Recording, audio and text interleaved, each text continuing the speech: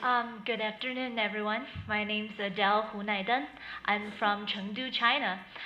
Beautiful place, famous for its spicy food and adorable pandas. It's a place surrounded by mountains, and I grew up with the family in the mixed Vajrayana and Mahayana Buddhist values. And following all the morning lessons and evening rituals and going to the monasteries on a regular basis, I actually had no idea what I was doing. So now I'm studying and doing research in Bryn and Haverford colleges in the USA, Pennsylvania. Being far away, as far away as possible from the Buddhist world, actually this has made of my Buddhist values stronger. So today I want to present something a little bit different. I'm going to tell my own story. As a millennial, maybe one of the very only few in the room, I wouldn't consider myself a scholar. With all of you present, the deeply learned scholars, experts, lamas, and rinpoches. I'm a pre-law student, but I'm deeply concerned with our environment. So a couple weeks ago, I went back home in Chengdu, and the city has drastically changed. I was overwhelmed to see the city has been undergoing all this throes of drastic modernization.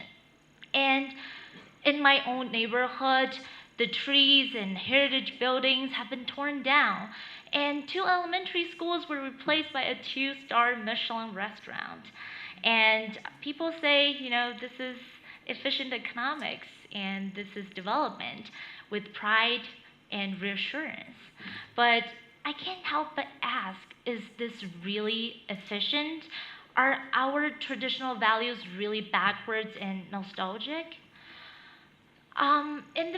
In a few decades ago, Marxism has brought all the materialistic measurements of success into China, and during the revolution, Mao actually discarded the Vajrayana and Mahayana Buddhist values in China, which has served as one of the sources for social cohesion and stability for thousands of years.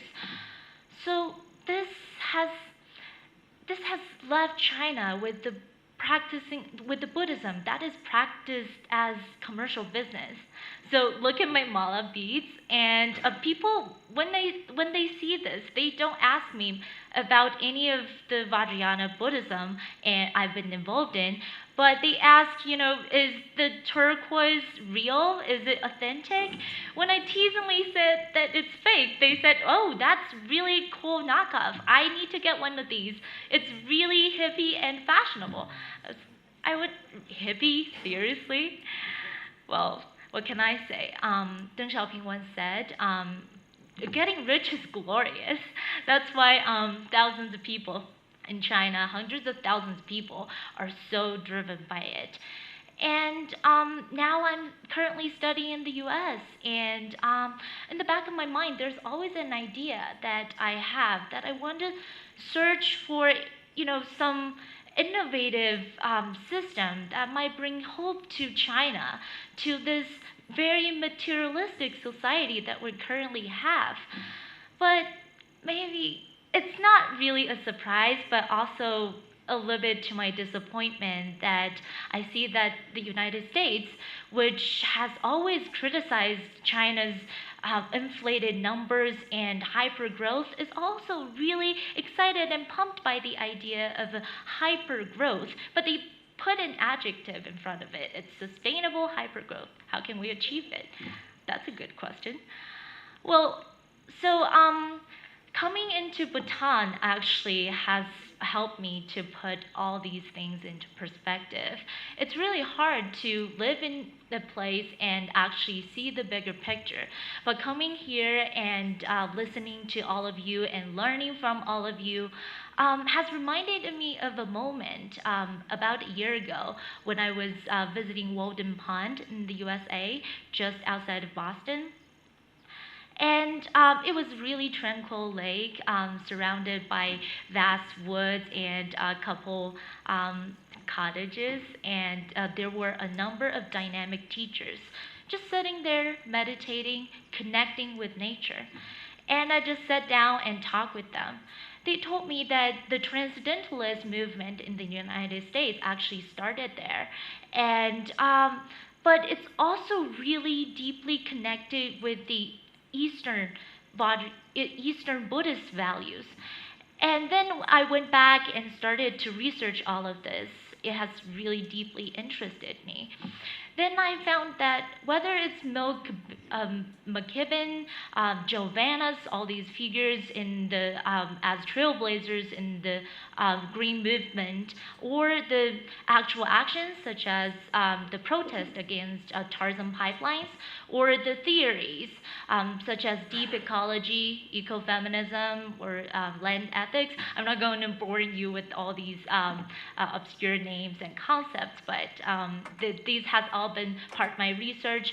But I want to say that these are all about a transformation on the paradigm, which is Vajrayana Buddhist value at its core, to transform the negative energies into positive ones.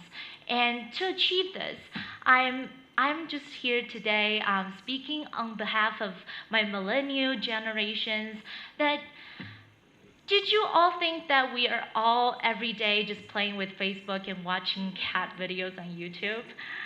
Well, I would say that you're terribly misinformed. We're all sharing this deep concern for our environment, our natural habitat, and we are all aspiring for a innovative global transformation from our current situation to a powerful society with the holistic a system that we can live with our nature.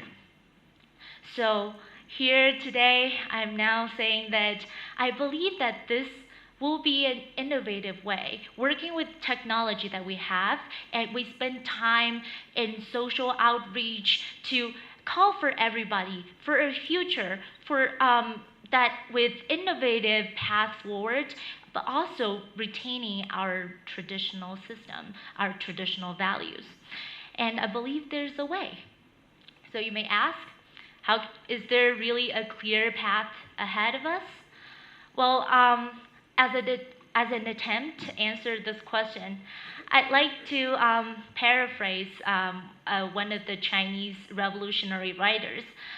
A path of positive transformation cannot be said to exist, nor can it be said that it doesn't. It's just like roads across the earth. For the earth does not have roads to begin with, but when many people pass away, a road is made. Thank you very much for listening to me, and Dashidelek.